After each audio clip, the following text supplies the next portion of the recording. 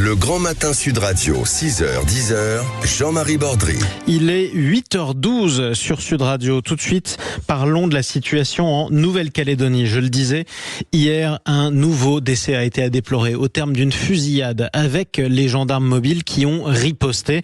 11e victime depuis le début de ces émeutes qui ont commencé il y a quelques mois en Nouvelle-Calédonie. Pourquoi la violence ne retombe pas? C'est ce qu'on voit avec notre invité Nicolas Metzdorf. Bonjour. Bonjour. Soyez le bienvenu sur Sud Radio. Député Ensemble pour la République, c'est la majorité présidentielle de la Nouvelle-Calédonie. 11e victime à déplorer. Ça signifie que les violences continuent en ce moment sur votre territoire. Oui, il n'y a que les métropolitains qui ne le savent pas. Ça a été un moment difficile pour nous que de suivre les Jeux Olympiques et de voir la ferveur qu'il y avait, puisque ici les violences continuaient et les blocages continuent aussi. Donc c'est vrai qu'on a été un petit peu oublié ces derniers temps. Et malheureusement, on parle de la Nouvelle-Calédonie à chaque fois qu'il y a des morts. Donc c'est dommage, mais aujourd'hui, l'état de droit n'est clairement pas rétabli sur l'ensemble du territoire calédonien. Et on en est particulièrement désolé. Effectivement, d'en parler seulement quand ça se passe mal.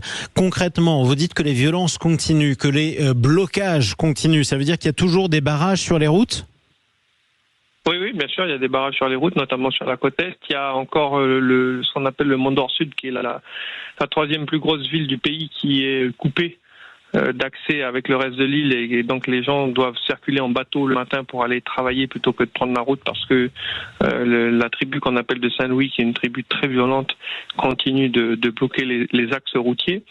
Donc c'est vrai que le nombre de forces de l'ordre déployées a permis de ramener plus de sérénité, mais clairement aujourd'hui on n'est pas dans une situation où on peut circuler librement et où chacun peut se sentir en sécurité. Mais ça fait pourtant plusieurs semaines, voire plusieurs mois que cela dure. Pour quelles raisons les blocages sont toujours en cours? Que demandent les émeutiers? Non, mais les émeutiers demandent l'indépendance de la Nouvelle-Calédonie et de chasser tous ceux qui ne sont pas Kanaks. En fait, on envoie des gendarmes face à des gens qui sont là pour faire la guerre. Donc on n'est pas en train de gérer une manifestation qui dérape ou même des émeutes comme on a connu en métropole il y a plusieurs mois maintenant. On est face à une guerre d'indépendance armée. Et donc c'est difficile pour les gendarmes de contenir ça. Donc pour vous, la Nouvelle-Calédonie est en guerre? Clairement, aujourd'hui, il y a des Calédoniens qui sont en guerre pour l'indépendance de la Nouvelle-Calédonie. Donc, je vais rappeler ce qui s'est passé, malheureusement, et ce qui a entraîné la mort d'une 11e personne. Les gendarmes étaient en train de progresser sur un axe qui était manifestement bloqué. Il semble qu'une forme d'embuscade leur ait été tendue, puisqu'ils ont reçu des cailloux, des projectiles, des cocktails Molotov et des coups de feu. Ils ont répliqué, eux-mêmes avec des armes à feu, la leur, et c'est ce qui a entraîné la mort de cette personne. Ça veut dire qu'on essaie de tuer des gendarmes en ce moment ? Clairement, aujourd'hui, il y a une partie des émeutiers, de ceux qui mènent l'insurrection, qui veulent tuer des gendarmes, tout à fait. On voit passer sur les réseaux sociaux ces mots d'ordre-là. C'est vraiment aujourd'hui tout ce qui représente la France et donc les forces de l'ordre en premier qui sont visées. Effectivement. Comment on a pu en arriver là maintenant? Revenons sur les raisons. Après tout, il y a eu 3 référendums. Je rappelle que le 3e sur l'indépendance a été boycotté par les indépendantistes. Qu'est-ce qui fait qu'une telle flambée de violence est apparue presque en surprenant la métropole?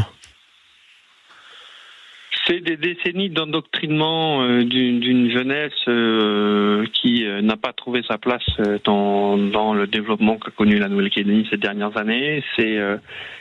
Ça ressemble parfois à l'islamisme radical qu'on connaît en métropole, c'est-à-dire que c'est une religion aujourd'hui kanaki, et donc rien n'est trop beau pour la lutte. On a le droit aussi de souhaiter l'indépendance, cela étant dit, qu'on soit... ça, c'est pas un souci. Ça, c'est une chose. Mais comment expliquer, vous disiez, j'aimerais qu'on revienne sur ce terme, une jeunesse qui n'a pas trouvé sa place dans le développement de la Nouvelle-Calédonie. Ça s'explique comment?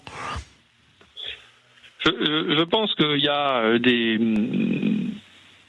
Il y a chez le peuple kanak une partie de sa population qui n'arrive pas à s'intégrer dans l'économie de marché, dans le développement que connaît tous les pays dans la région, qui se met un petit peu au bord de la route, on va dire. Et donc, c'est une jeunesse qui se radicalise beaucoup, qui a des soucis avec l'alcool et la drogue, et qui donc aujourd'hui est totalement hors de contrôle, même de ceux qui ont lancé au début les manifestations contre le projet de loi sur le gel du corps électoral. Alors, pardonnez-moi de vous le dire ainsi, mais c'est important de vous poser la question. Quand on vous entend, Nicolas Metzdorf, je parle pas des violences, je parle du fait que cette jeunesse soit exclue du développement.